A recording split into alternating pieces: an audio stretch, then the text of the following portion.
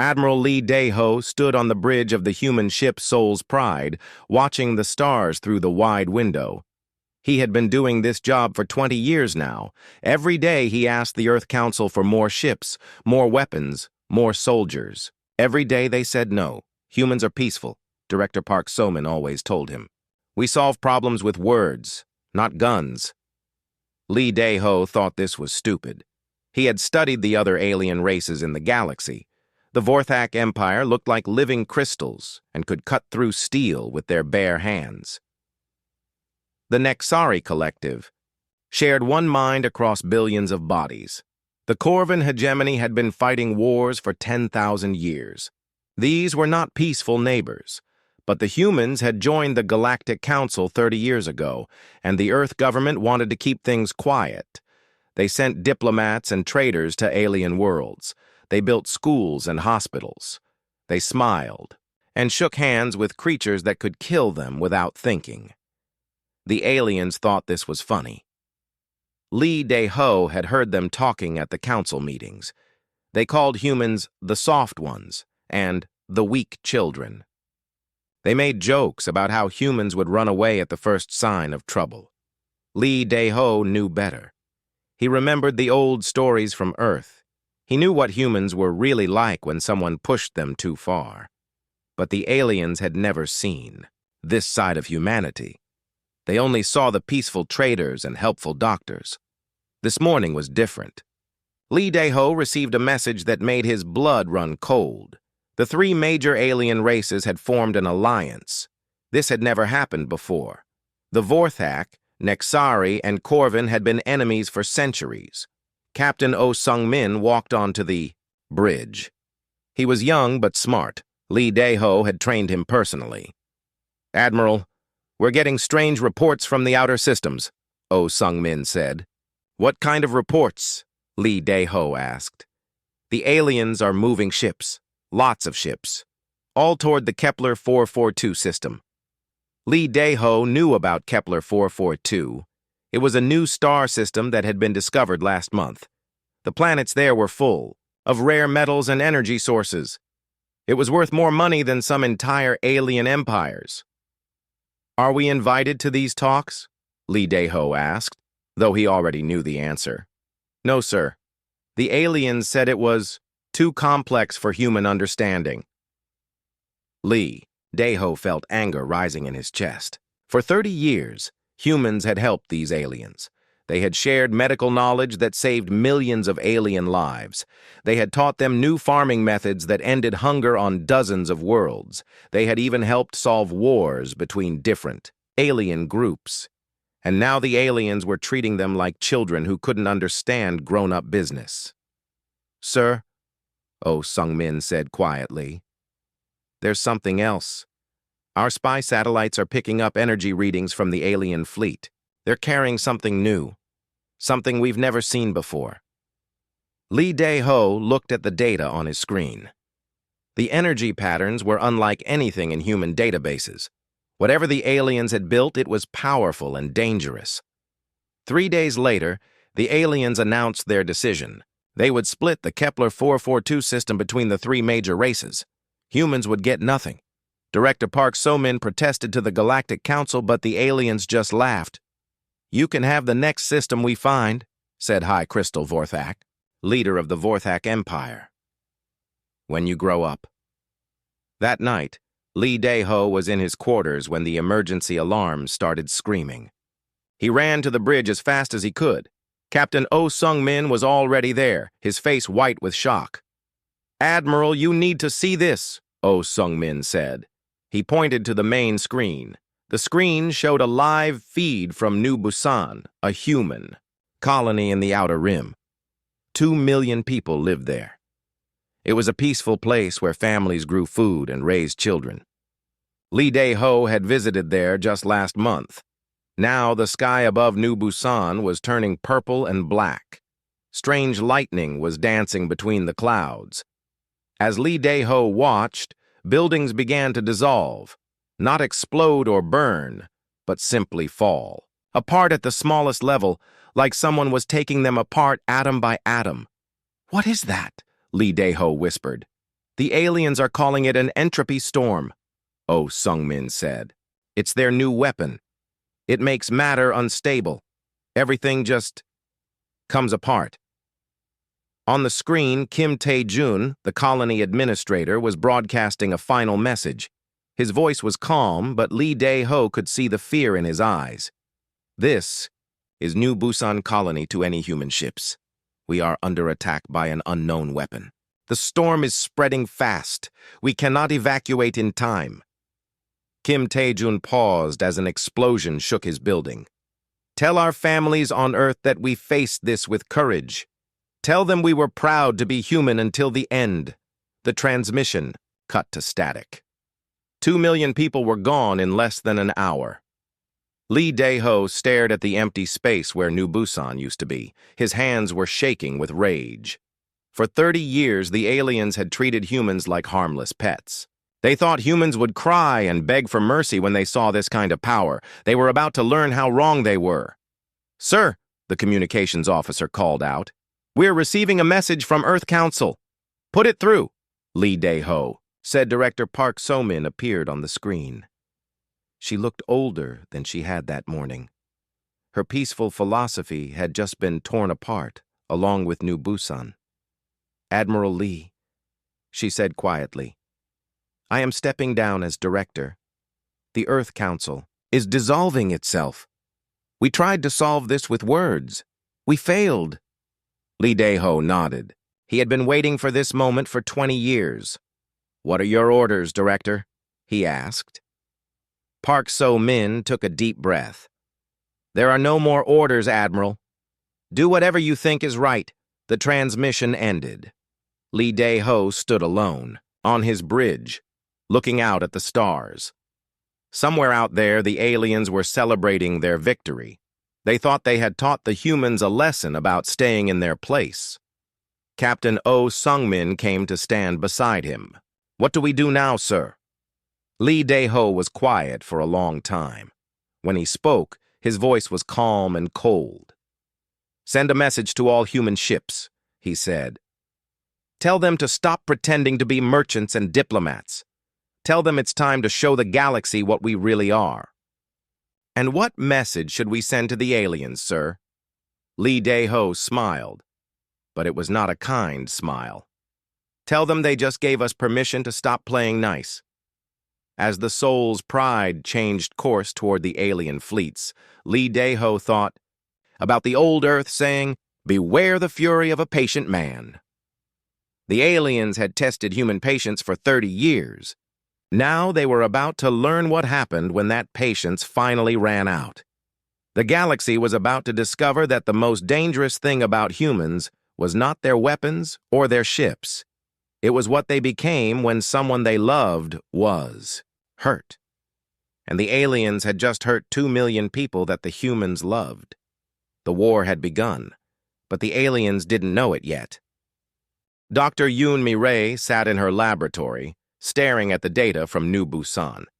She had been working for 18 hours straight, trying to understand how the alien weapon worked. Her eyes were red and tired, but she could not stop. Her sister had lived on New Busan with her 2 children. Now they were all gone. The entropy storm was unlike anything humans had ever seen. It made the basic building blocks of matter unstable. Atoms simply fell apart, and everything made from those atoms disappeared. It was a weapon that attacked reality itself. But Yoon Mi-rae was the best quantum physicist on Earth. If anyone could figure out how to stop this weapon, it was her. She had been studying chaos theory for 20 years. Now she had a reason to use that knowledge. On the other side of the planet, Choi Hyun-soo was sitting in the emergency meeting of the new War Council. The old Earth government was gone. Director. Park So-min had kept her promise and stepped down. The peaceful leaders had failed to protect New Busan, so now it was time for different kinds of leaders. Choi Hyun-soo had been a soldier for 40 years. He had fought in secret wars that the public never knew about. He had done things that would shock the peaceful citizens of Earth. But now, for the first time in his life, he felt like his skills were truly needed. The aliens think we will beg for mercy, he told the War Council. They think we will offer them anything they want if they promise not to hurt us again. They are wrong. General Nam Ki-young was already mobilizing the hidden human military. For 30 years, while the Earth government was preaching peace, the military had been preparing for war. They had built secret shipyards and empty star systems. They had trained soldiers in hidden bases. They had developed weapons that the public didn't know existed. The aliens thought human merchant ships were just for carrying food and medicine between planets. They didn't know that each merchant ship was actually a military vessel in disguise. They didn't know that the trade goods being shipped around the galaxy were actually weapons and soldiers. "How many ships do we really have?" Choi Hyun-soo asked. 12,000 combat vessels, General Nam Ki-young replied. "The aliens think we have about 300. Choi Hyun-soo smiled. It was not a nice smile. "And how many soldiers?" 50 million trained fighters. The aliens think we have maybe 100,000. For 30 years, humans had been lying to the galaxy, not because they wanted to trick anyone, but because they had learned from Earth's history. The most dangerous enemies were the ones you didn't see coming. Captain Oh Sung-min was on his ship, flying toward the first alien target. Admiral Lee Dae-ho had given him a simple mission: find a Vorthak mining station and destroy it. But Oh Sung-min was going to do more than just destroy it. He was going to send a message. The Vorthak mining station was called Crystal Point 7. It was built inside an asteroid and protected by powerful shields. The Vorthak thought it was completely safe. They had never seen human weapons before. Oh Sung-min's ship, the Busan's Revenge, dropped out of faster-than-light travel just outside the asteroid field. The Vorthak immediately sent a message: "Human vessel, you are in restricted space. Leave immediately or face the consequences." Oh Sung-min replied with a message of his own. "Crystal Point 7, this is Captain Oh Sung-min of the Terran Defense Force. You have 1 minute to evacuate your station." The Vorthak laughed. Their shields could stop any known weapon. Their crystal bodies were nearly indestructible. What could one small human ship do to them? They were about to find out. Oh Sung-min activated the probability bomb. It was a weapon that Yoon Mi-rae had invented years ago based on quantum theory. Instead of destroying something in the present, it reached back in time and made sure that thing was already broken. The Vorthak shields didn't fail. According to the universe, they had never worked in the first place. The station's power generator didn't explode. It had simply never been built correctly. The Vorthak found themselves floating in space, wondering how their perfect defenses had never existed. Oh Sung-min rescued the surviving Vorthak workers before they could die in the vacuum of space. He brought them aboard his ship and gave them a message to take back to their leaders. "Tell them this is just the beginning," he said. "Tell them that for every human who died on New Busan, we will take 10 alien facilities. And tell them that we're not angry yet. This is us being polite." Back on Earth, Yoon Mi-rae made a breakthrough. She discovered something amazing about human brains. Unlike alien minds, human thoughts were naturally chaotic. They jumped from idea to idea in ways that seemed random. This chaos made humans unpredictable, which had always been seen as a weakness, but Yoon Mi-rae realized it was actually a superpower. The entropy storm worked by creating chaos and confusion. But human minds were already chaotic. They could think clearly even when reality was falling apart around them.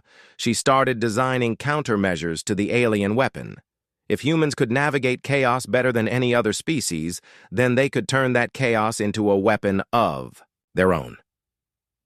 News of the attack on Crystal Point 7 spread quickly through alien space. The Vorthak High Command was confused and angry. How had the humans destroyed their station so easily? Their scientists studied the wreckage and found something impossible. According to all the evidence, the station's defenses had never worked properly. But that was impossible. They had tested those defenses 1,000 times. The Nexari Collective was also worried. Their shared mind had felt the death of the Vorthak station. But more troubling was what they had sensed about the human ship. The captain's thoughts had been completely unreadable. The Nexari could read the minds of every known species, but human thoughts were like trying to grab smoke. The Corvan hegemony was excited. Finally, a species that might give them a real fight. The Corvan lived for battle and honor. They had been bored for centuries, fighting the same predictable enemies. These humans might actually be interesting opponents, but General Nam Ki-young was already moving against the Corvan fleet. He didn't send ships to fight them in honorable battle. Instead, he sent a single probe to their command vessel. The probe carried a simple message and a small gift. The message said, "To the Corvan warriors, we respect your courage, but we do not fight for honor. We fight to win. Consider this a warning." The gift was a data crystal containing detailed information about every Corvan military base, every ship, every weapon. Information that should have been impossible for humans to obtain. The crystal also contained battle plans that perfectly predicted every move the Corvan would make in the coming days. The Corvan war leader, Thakron the Bloody, stared at the crystal in shock. The humans had been watching them for decades. Every peaceful human diplomat had been a spy. Every helpless human traitor had been gathering intelligence. Thakron realized that the humans had been playing a game that was 30 years long, and the aliens had never even known they were playing. Admiral Lee Dae-ho stood on his bridge, watching reports come in from across the galaxy. In just 1 week, human forces had struck 50 alien targets, not to destroy them, but to show that they could be destroyed. The aliens were starting to understand that they had made a terrible mistake. "Sir," Captain Oh Sung-min reported, "the Alien Alliance is calling for peace talks." Already? Lee Dae-ho was surprised. He had expected this to take months. "They're scared, sir. We've shown them weapons they don't understand. We've hit targets they thought were impossible to reach, and we've done it all without killing a single alien." Lee Dae-ho nodded. The humans were being very careful. They wanted the aliens to know they could be beaten, but they didn't want to seem like monsters. "Not yet. What should I tell them, sir?" Lee Dae-ho thought about New Busan. He thought about 2 million people who had been murdered because they were seen as weak and unimportant. He thought about 30 years of being treated like children by creatures who had just learned that they were the children. "Tell them we'll talk," he said, "but not yet. First, they need to understand what they're really dealing with. Send word to all human fleets. Phase 2 begins now." The aliens thought they had seen what humans could do when they were being nice. They were about to learn what humans could do when they stopped being nice and started being efficient. 6 months had passed since New Busan was destroyed. The Alien Alliance was no longer an alliance. They were 3 separate groups of very scared creatures running away from human ships as fast as they could. Fleet Admiral Bae Jong-soo commanded the largest human military force in history. His ships moved through space like they could see the future. Every time the aliens tried to set a trap, the humans were already gone. Every time the aliens gathered for an attack, human forces hit them from behind. The aliens didn't understand how this was possible. They had the best computers in the galaxy. They had been studying warfare for thousands of years. But somehow, the humans always knew what they were going to do before they did it. What the aliens didn't know was that humans had been cheating for 30 years. Every peaceful diplomat who had visited alien worlds had left behind tiny devices. These devices were smaller than dust and completely invisible. They listened to everything and sent information back to human intelligence. The humans knew what the aliens ate for breakfast. They knew which alien leaders were afraid of the dark. They knew the private communications between alien generals and their wives. The aliens had no secrets left. Major Shin Da-eun led the special forces teams that were making the aliens question their own sanity. Her soldiers could appear inside alien ships without setting off any alarms. They could walk through alien bases without being detected by any sensor. The aliens didn't know that humans had learned to use quantum uncertainty as a tool. Shin Da-yoon's soldiers existed in multiple probable locations at the same time. Alien sensors couldn't track them because, technically, they weren't completely there. Tonight, Shin Da-eun was leading a mission to capture a Corvan general. General Vrakthar was commanding the alien forces trying to retake the Kepler 442 system. He was supposed to be on a ship that was protected by 50,000 soldiers and the best shields in the Corvan fleet. Shin Da-eun and her team appeared in his private quarters without triggering a single alarm. General Vrakthar was drinking and bragging to his officers about how he would destroy the human fleet tomorrow. "General Vrakthar," Shin Da-eun said politely. The Corvans spun around, reaching for their weapons, but the humans were faster, not because they moved quickly, but because they had acted several seconds before the Corvans started moving. "How did you get here?" Vrakthar demanded. "This ship is surrounded by my entire fleet." "We walked," Shin Da-eun replied. "We've been here for an hour listening to you plan your attack. We know about the flanking maneuver at dawn. We know about the hidden ships behind the gas giant. We know about the backup plan if those fail." Vrakthar's face went pale. Those plans were secret. Only his most trusted officers knew about them, and those officers were looking at each other with suspicion, wondering who had betrayed them.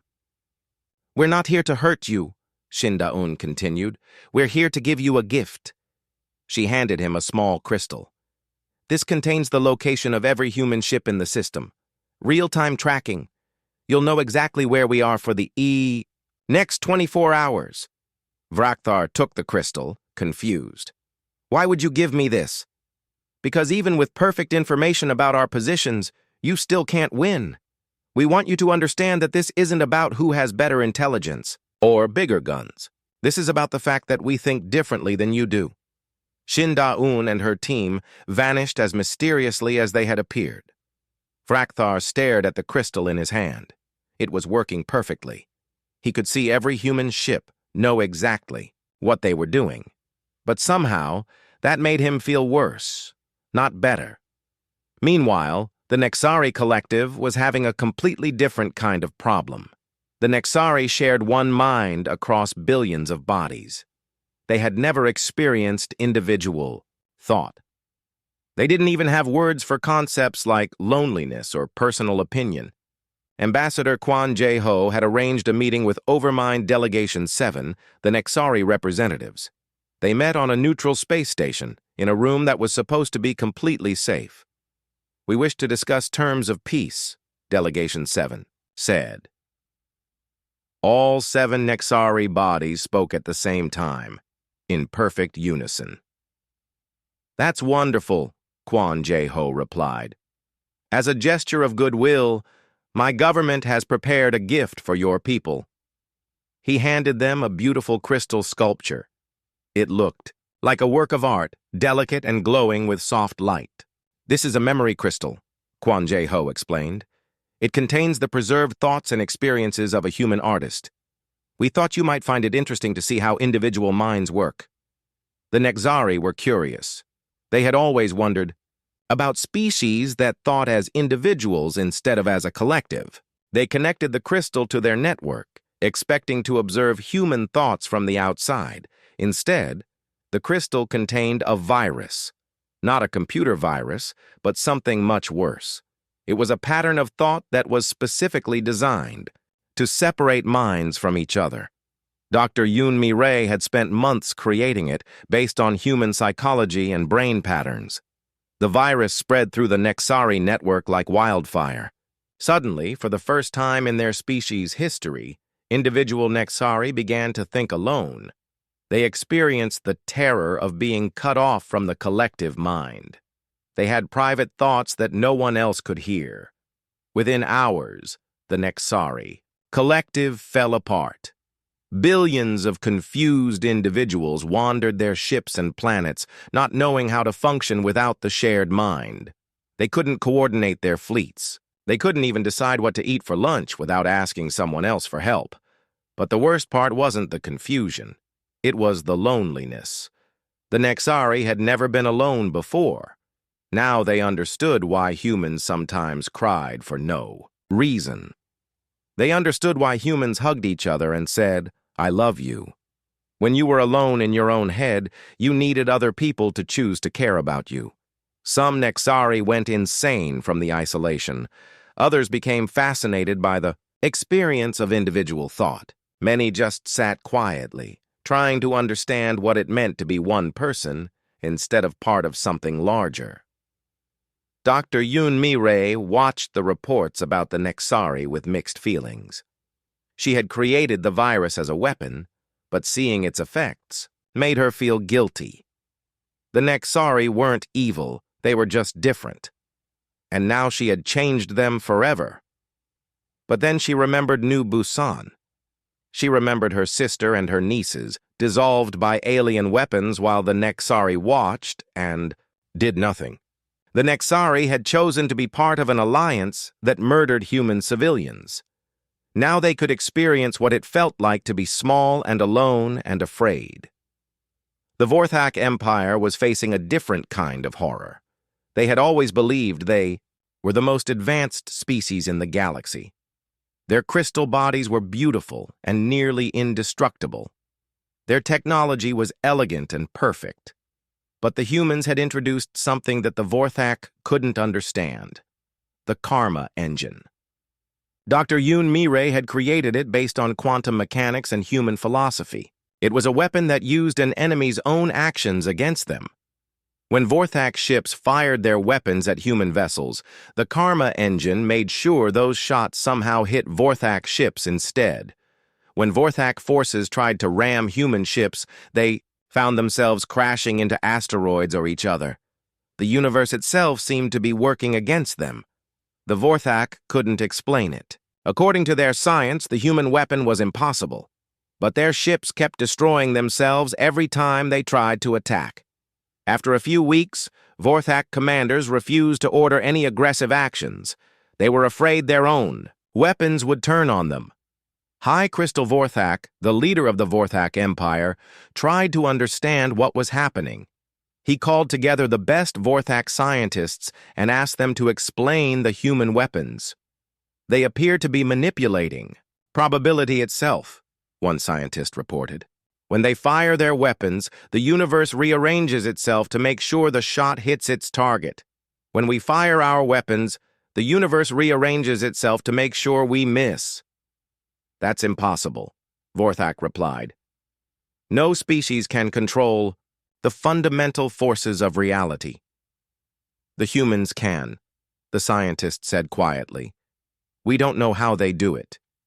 But we do know that fighting them is like fighting the universe itself. Vorthak stared out at the stars. For the first time in his long life, he felt small. The Vorthak had ruled 100 star systems. They had conquered dozens of alien species. They had thought themselves the masters of the galaxy. But the humans had shown them that there were forces in the universe that couldn't be conquered with technology or strength. The humans fought with math and philosophy and pure human stubbornness. They made the universe itself their ally.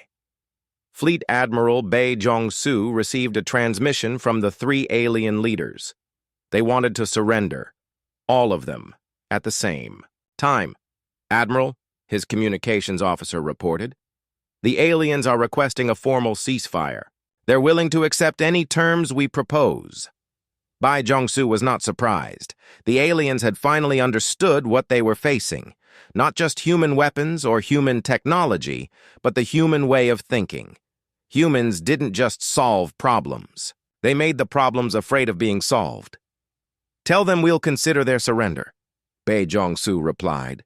But first, they need to understand something. This isn't a war between different species. This is a war between different ways of existing in the universe. And we've already won. War Council Chairman Choi Hyun-soo sat across from 3 broken alien leaders. High Crystal Vorthak could barely hold his crystalline form together. His empire had shattered into thousands of independent crystal cities, each one begging humans for protection. Overmind Delegation 7 wasn't even really the Nexari Collective anymore. They were just 7 confused individuals who couldn't remember how to think as one mind. War leader Thakron the Bloody had stopped calling himself the Bloody because his entire warrior culture had collapsed. "We surrender," Vorthak said quietly. "We accept full responsibility for our actions. We will pay any price you demand." Choi Hyun-soo looked at them for a long moment. These creatures had murdered 2 million humans on New Busan. They had laughed. While doing it, they had treated human life as worthless. "Your surrender is accepted," Choi Hyun-soo said. "But you need to understand something. We're not going to kill you. We're not going to destroy your worlds. We're going to do something much worse."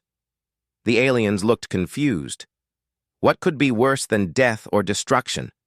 "We're going to make you live with what you've done," Choi Hyun-soo continued.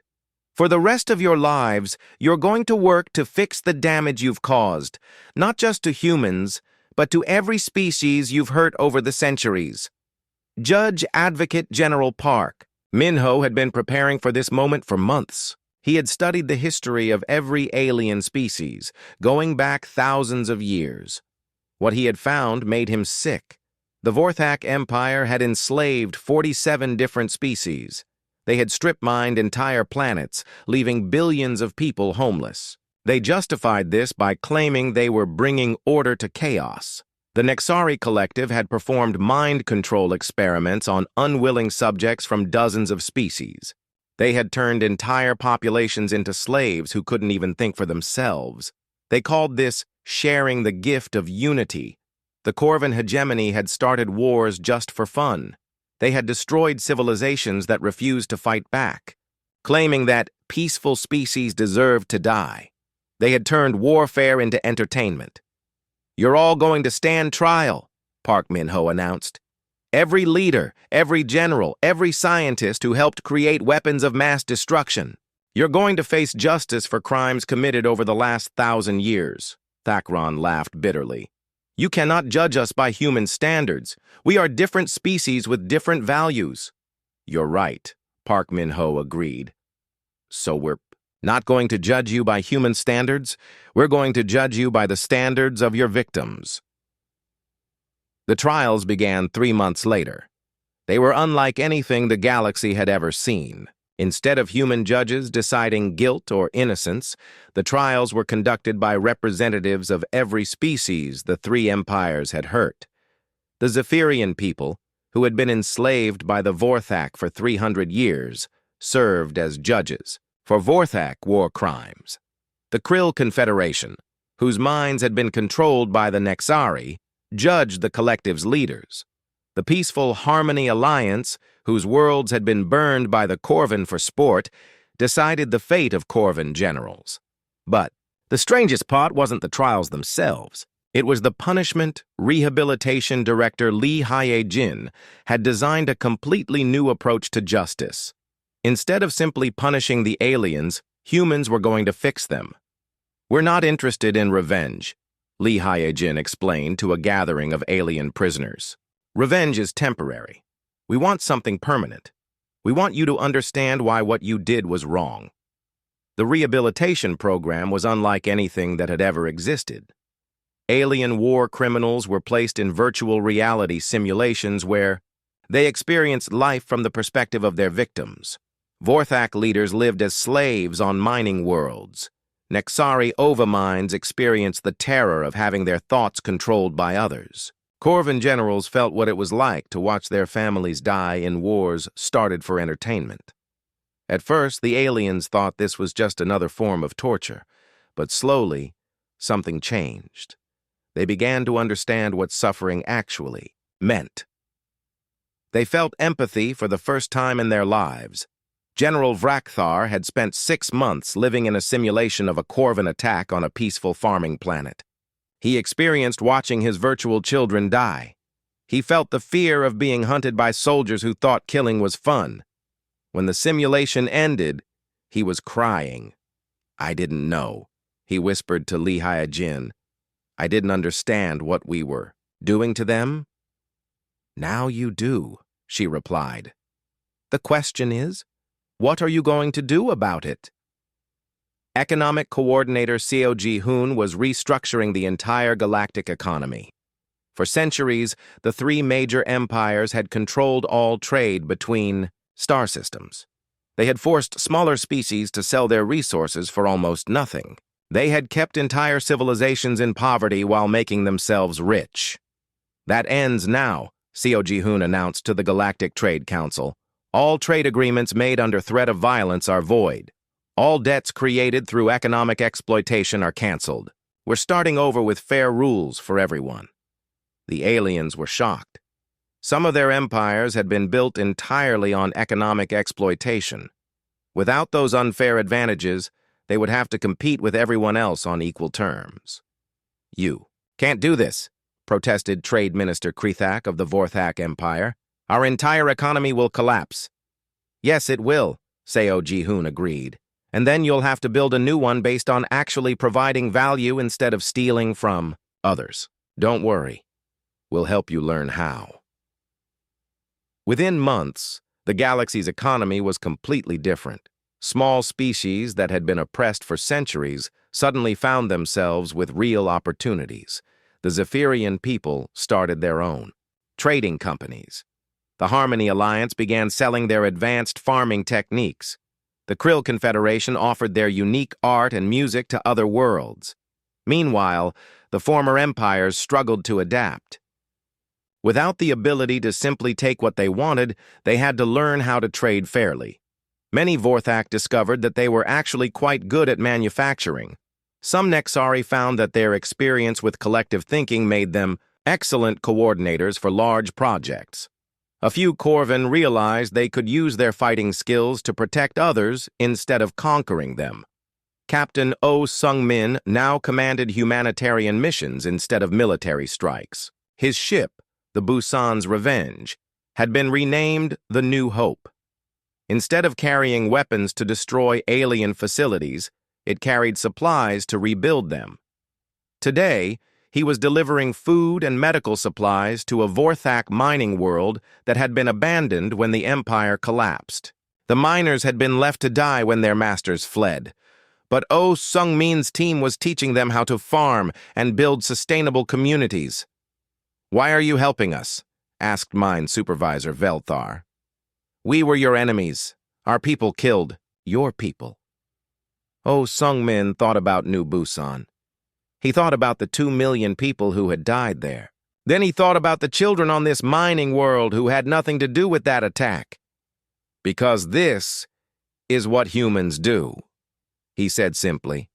"We remember what was done to us, but we don't let that memory turn us into monsters." The most dramatic change was happening to the alien cultures themselves. Species that had been warriors for thousands of years were learning about concepts like negotiation and compromise. Collective minds were discovering the value of individual creativity. Rigid hierarchies were being replaced by democratic councils. It wasn't easy. Many aliens struggled to adapt to the new reality. Some refused to change at all and spent their lives in human rehabilitation centers, slowly learning empathy through virtual reality experiences.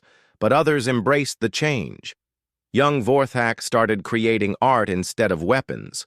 Former Nexari, drones discovered they had unique talents and perspectives. Corvin warriors became teachers and protectors instead of conquerors. The galaxy was becoming something it had never been before: fair. Director Park So-min, the former leader who had failed to prevent New Busan, now served as head of Galactic Reconciliation. Her job was to help species work through the trauma of centuries of oppression and violence. One day, a young Zephyrian approached her with a question. "Director Park, I don't understand something. Why didn't humans just destroy the empires that hurt you? Why are you trying to fix them?" Park So-min smiled sadly. "Because destruction is easy. Anyone can break things. But building something better? That takes real strength. And it lasts longer. But don't you want revenge for New Busan?" Park So-min looked out at the stars, where former enemies were learning to live together in peace. "This is our revenge," she said. We're making sure that what happened to New Busan never happens to anyone else, anywhere in the galaxy. We're not just stopping the cycle of violence, we're replacing it with something better." The young Zephyrian nodded slowly. "Humans are very strange," she said. "Yes," Park So-min agreed. "We are, and that's why we won." 3 years had passed since the destruction of New Busan. Chancellor Lim Dae-young stood at the memorial site where the colony used to be. The empty space had been turned into a beautiful garden that floated in orbit around the dead planet. 2 million flowers grew there now, one for each person who had died. Today was the anniversary of the attack, and representatives from across the galaxy had come to pay their respects. Vorthak children left crystal sculptures. Former Nexari drones shared memories of the dead. Corvan warriors stood in silent honor guard. 3 years ago, this place was the site of a terrible crime, Lim Dae-young said to the assembled crowd. Today, it represents something different. It represents the choice between revenge and justice, between destruction and creation, between repeating the past and building a better future. In the crowd, General Vrakthar listened with tears in his eyes. He had been one of the alien commanders who celebrated when New Busan was destroyed. Now he taught young Corvin about the importance of protecting innocent life. The change in him was so complete that even he sometimes couldn't believe it. The galaxy had become a very different place. The old empires were gone, replaced by democratic councils where every species had an equal voice. The Galactic Council now included representatives from hundreds of worlds that had been ignored or oppressed for centuries. Director Yoon Mi-rae, now heading the Department of Xenological Integration, watched as young aliens studied at human universities. They were learning human approaches to science, philosophy, and problem-solving, but more importantly, they were learning human values like fairness, empathy, and individual responsibility. "Professor Yoon," asked a young Vorthak student named Siltar, "why do humans always try to solve problems instead of just accepting them?" Yoon Mi-rae smiled. This was a common question from alien students. Most species had learned to accept the universe as it was. Humans were the only ones who insisted on changing it. Because, she explained, humans believe that just because something is natural doesn't mean it's right. War is natural. Suffering is natural. Injustice is natural. But humans decided that natural isn't good enough. We want better than natural. The Dasi students nodded thoughtfully. This was a revolutionary concept for most species. The idea that you could look at the universe and say, "This needs improvement," was uniquely human. These students would return to their home worlds as advocates for human-inspired reforms. They would teach other aliens about concepts like individual rights, fair trials, and rehabilitation instead of punishment. Slowly but surely, the galaxy was becoming more human in its thinking. Admiral Lee Dae-ho, now Supreme Fleet Commander, oversaw the largest military force in galactic history. The human fleet had grown to 50,000 ships, with weapons that could reshape reality itself. But these ships hadn't fired a shot in anger for 2 years. The mere existence of human military power kept the peace. Every species in the galaxy knew that humans could defeat any enemy, solve any problem, and overcome any challenge. But they also knew that humans preferred to solve problems without violence.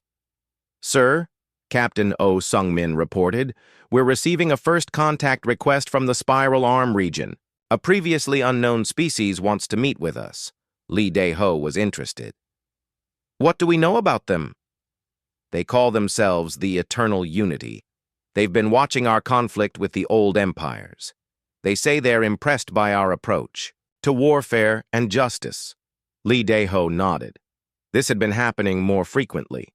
As word spread about the human victory and the new galactic order, alien species that had hidden from the old empires were coming forward. They wanted to be part of a galaxy where strength was used to protect rather than conquer. "Tell them we'd be happy to meet with them," Lee Dae-ho said. "But make sure they understand our rules.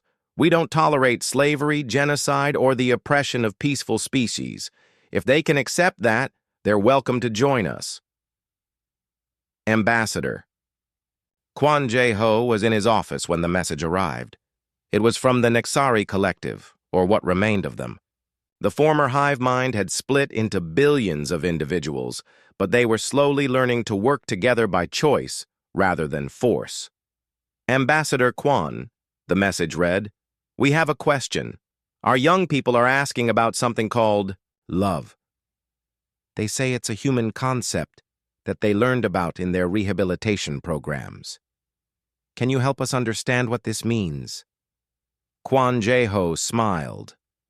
The Nexari had never experienced individual emotions before the human virus had separated their minds.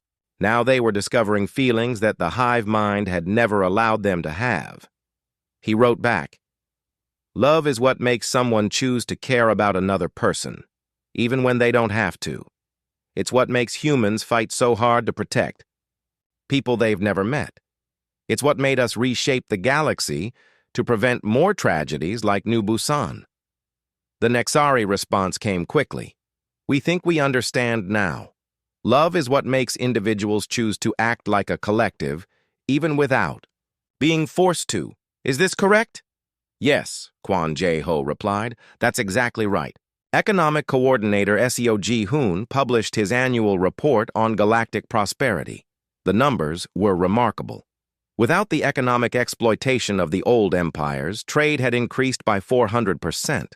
Small species that had been kept in poverty were now thriving. Innovation and creativity had exploded as billions of minds were freed from oppression. "The galaxy is wealthier now than it has ever been," Seo Ji-hoon announced to the Trade Council. "And this wealth is distributed more fairly than ever before. When you give everyone a chance to succeed, everyone benefits." Former Trade Minister Krythak, who now ran a small but honest manufacturing company, raised his hand. "Coordinator Seo, I have to admit something.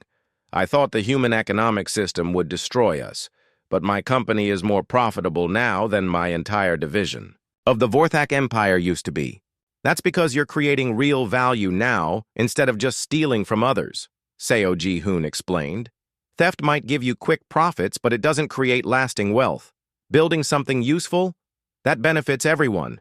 In the rehabilitation centers, the most dangerous war criminals were completing their programs. These aliens had committed genocides, enslaved entire species, and caused suffering on an unimaginable scale. Under the old system, they would have been executed or imprisoned forever. Under the human system, they were being healed." Former High Crystal Vorthak, who had personally ordered the destruction of 17 worlds, now worked as a counselor for other aliens going through rehabilitation. His crystalline form had grown clearer and brighter as he learned empathy and compassion. "The hardest part," he explained to a new group of prisoners, "isn't admitting that you were wrong. It's learning to forgive yourself enough to do better. The humans taught me that redemption is possible, but only if you're willing to do the work." Director Park So-min received a message that made her smile. It was from a group of young aliens from 12 different species. They wanted to form something called the Galactic Peace Corps, volunteers who would travel to troubled worlds and help solve conflicts through negotiation and mutual understanding. "We learned about this idea from human history," their message read. "We want to spread the human approach to problem-solving throughout the galaxy. Can you help us organize this?" Park So-min immediately approved the project. This was exactly what she had hoped would happen. The galaxy wasn't just adopting human rules. It was embracing human values and making them their own. One evening, as Chancellor Lim Dae-young was reviewing reports from across the galaxy, his assistant brought him an urgent message. A new threat had been detected at the edge of galactic space. A massive fleet of unknown origin was approaching human territory. Lim Dae-young called an emergency meeting of the Defense Council. Within hours, representatives from every major species had gathered, but instead of panic, there was calm determination. Whatever This threat is, announced the Zephyrian delegate, we will face it together.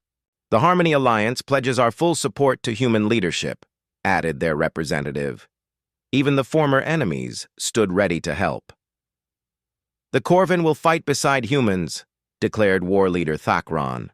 We owe our redemption to your species. We will not forget that debt. Admiral Lee Dae-ho studied the data about the approaching fleet. It was massive, larger than anything the galaxy had ever seen. But he wasn't worried. Send them a message, he ordered. Tell them they are entering a galaxy protected by the Terran Federation and our allies.